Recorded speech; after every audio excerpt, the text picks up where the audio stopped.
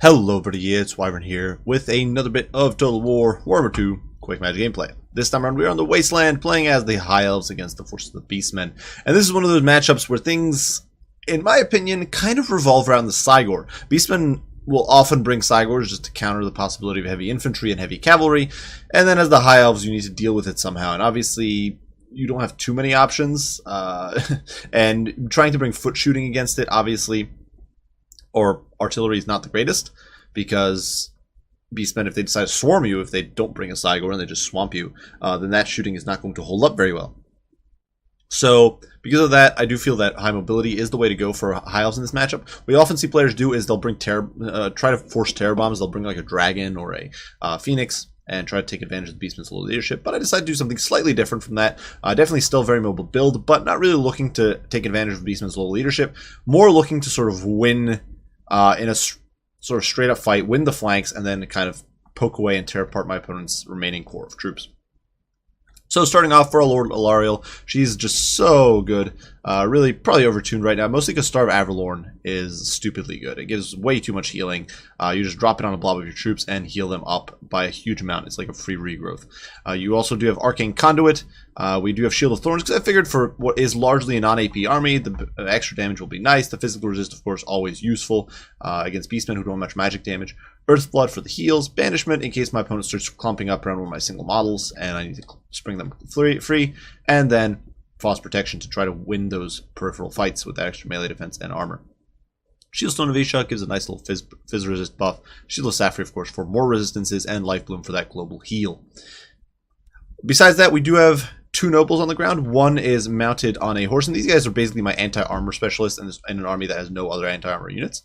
The noble on a horse is basically there largely to counter Gorbals, and if push comes to shove, help out against Minotaurs, Sons of Goros, and Bestigors. The noble on the chariot over here, basically purely there to kill Bestigors, because this army doesn't have too much to counter heavy armor infantry. Bestigors are pretty tanky. People definitely underestimate them a lot, I think, in this matchup, and you never want to come unprepared against potentially lots of armor. Besides that, front line of spears, nothing much to be said there. They've all got two chevrons. They're basically just there to hold and stall while my cavalry wins the flank fight and then collapses on the center. So these guys are just the throwaway units.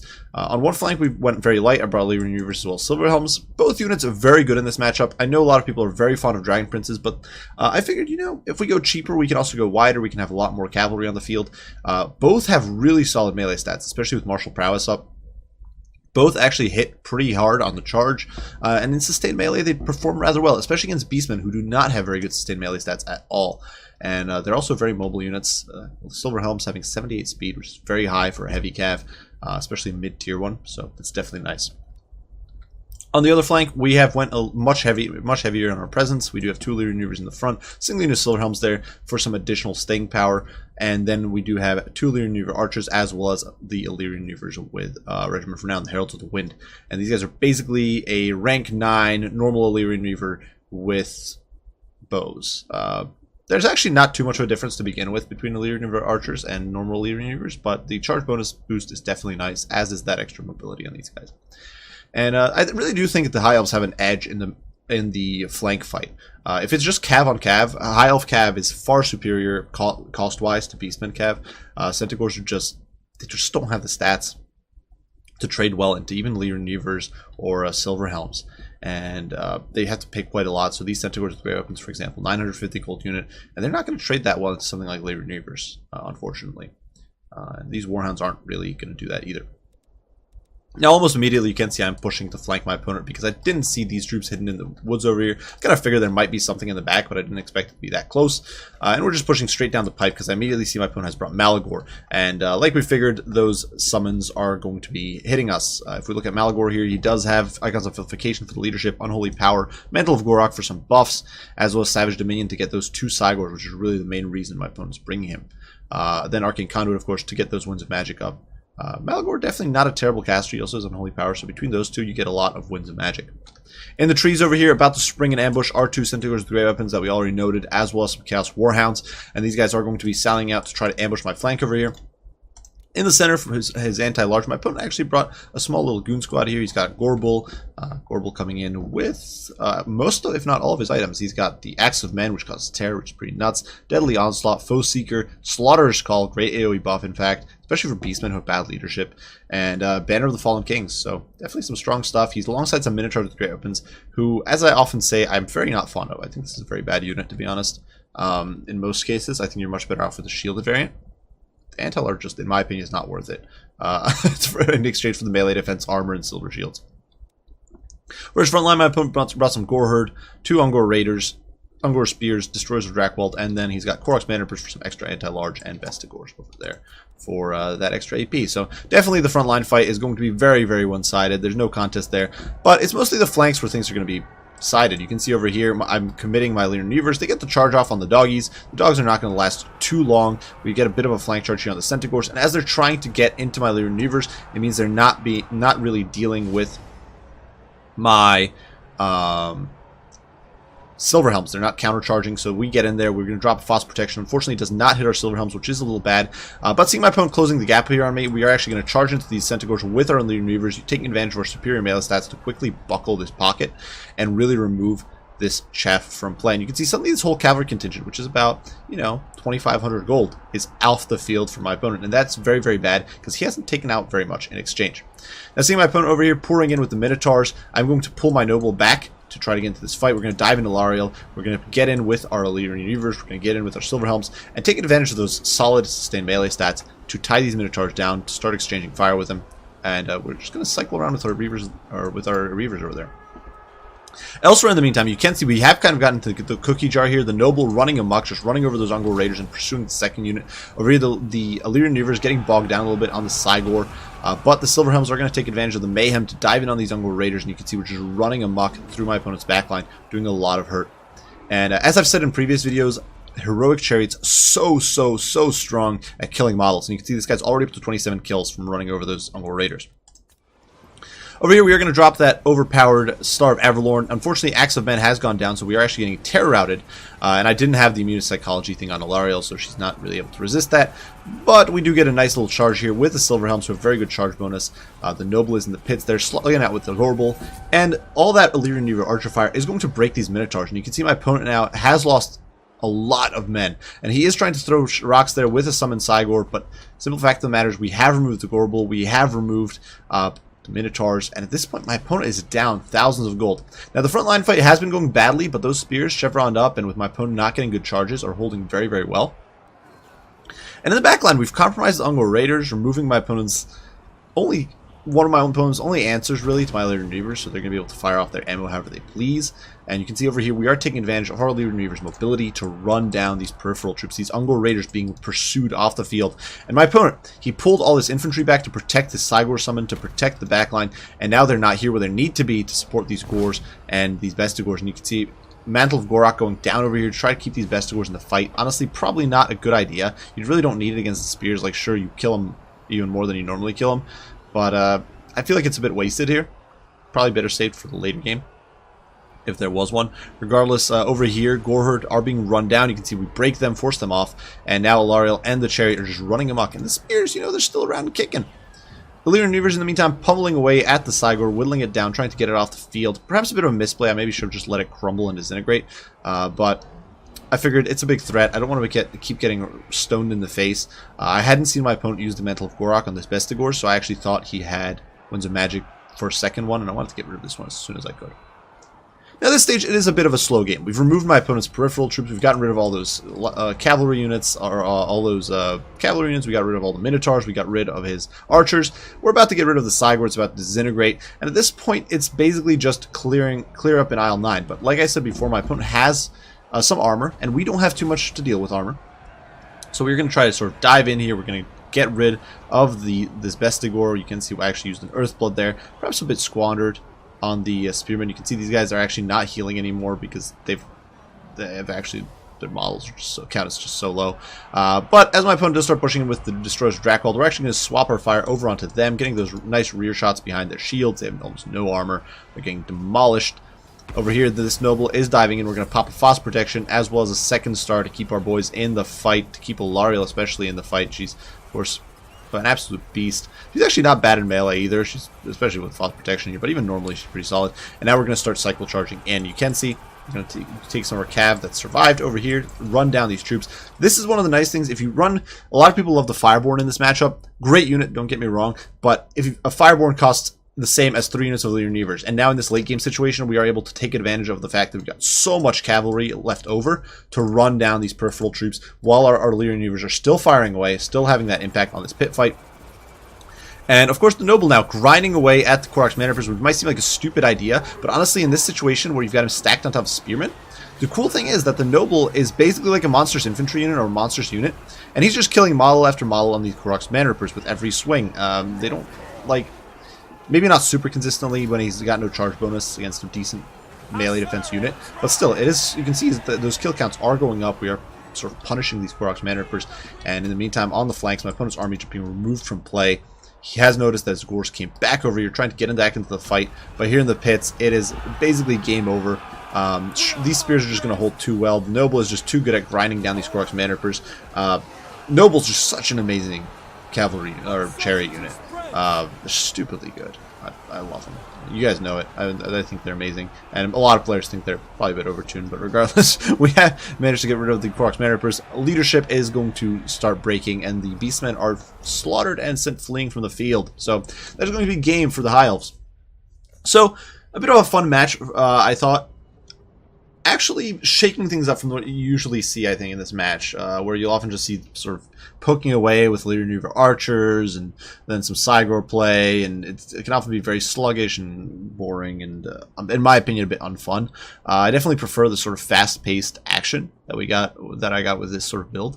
And it actually works okay. Now, you do have to be wary of a few things. If your opponent does run with Sons of Goros, they've got decent armor, which means that this lack of AP or AP in this your cav here could be an issue, a slight issue. Probably not a huge issue, but still a problem. There's not much of a front line, so depending on how exactly your opponent builds their front line, you can have problems. But I think that all in all, the Noble here, 160 kills, and a lot of those kills were against Bestigors, they were against Gors, they were against the Korok's Manrippers, so high value units. The Noble easily pays for himself in this matchup. He can easily just do so much work for you against these specialized armored troops that the Beastmen have, and I really did enjoy sort of seeing how much he did there. Leader Reaver is obviously very useful for getting rid of the Minotaurs, getting rid of the Cygor, and then helping out against the they actually helped against the Gorbel as well, but they also helped against the Korok's Manrippers and the Spear Blob in the end. Definitely not a bad unit. The cool thing here is that you've got such a cheap unit of or lineup of troops that you're not too concerned about losing single units. You don't have to focus on sort of keeping one specific core unit alive, or you're going to lose the entire game. A lot of times you'll see players like completely crutching or relying on the Fireborn to carry a game for them or something along those lines. And with this, you're not really too reliant on any one unit. The Nobles, definitely nice, but you can kind of keep them safe, in my opinion. And besides that, you know, most of these units, yeah, you lose a Leader Reaver here or there, you lose Silverhelm here or there, not the end of the world, lose some spears, whatever. It's not going to kill your overall game plan. Silverhelm's definitely not a bad unit. These guys actually gained a Chevron in that match, so that's actually another thing. Silverhelm's not a bad cav unit. I see them not... I feel like they're underutilized, personally.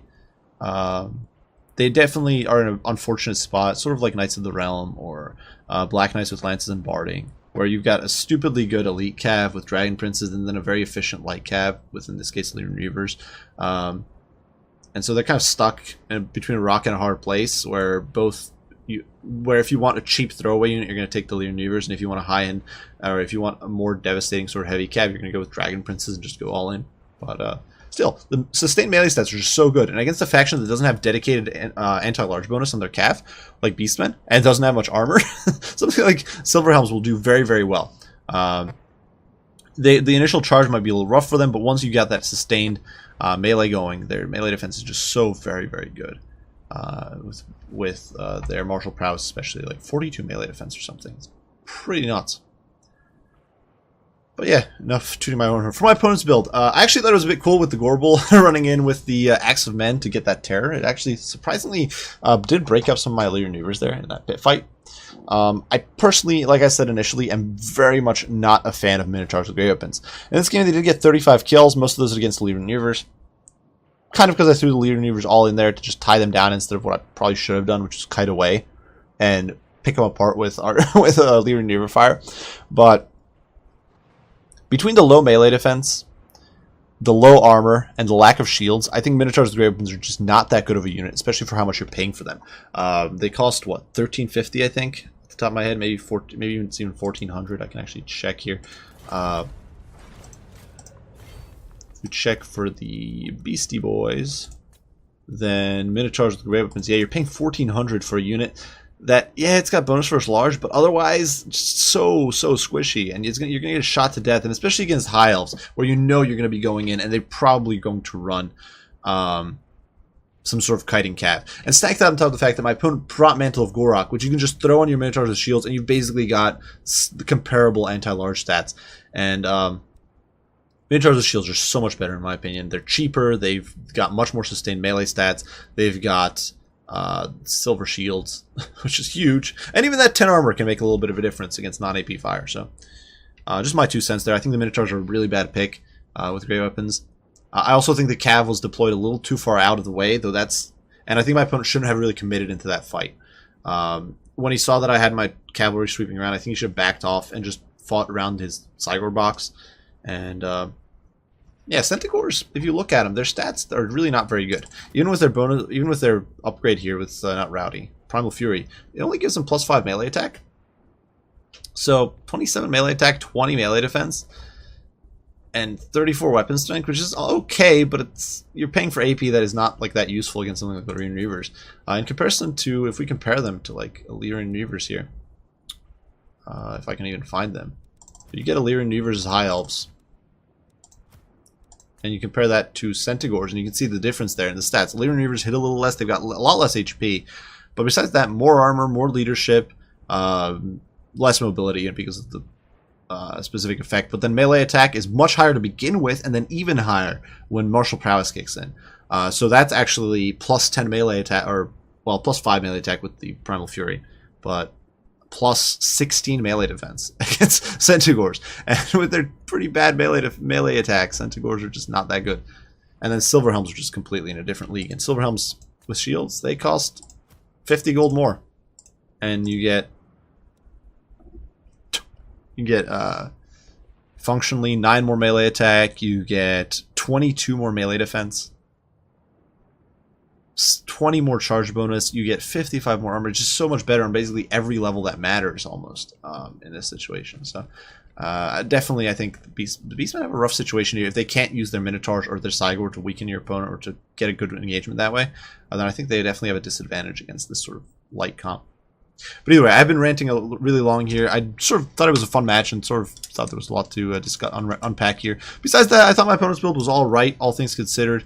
Perhaps bring another cheap spell on Malagor, but besides that, yeah, not a bad build, I think. My main critique was just those Minotaurs with great weapons, which I just think are so very bad. So I do hope you guys enjoyed the video. I hope you found it entertaining and fun. If you did, be sure to leave a like, subscribe, and share. If you have any comments, any criticism, any questions, any personal requests, be sure to leave them down and below, and I will do my very best to respond as soon as I can. I do thank you all for watching, and I will see you all in the next one. Wyvern out.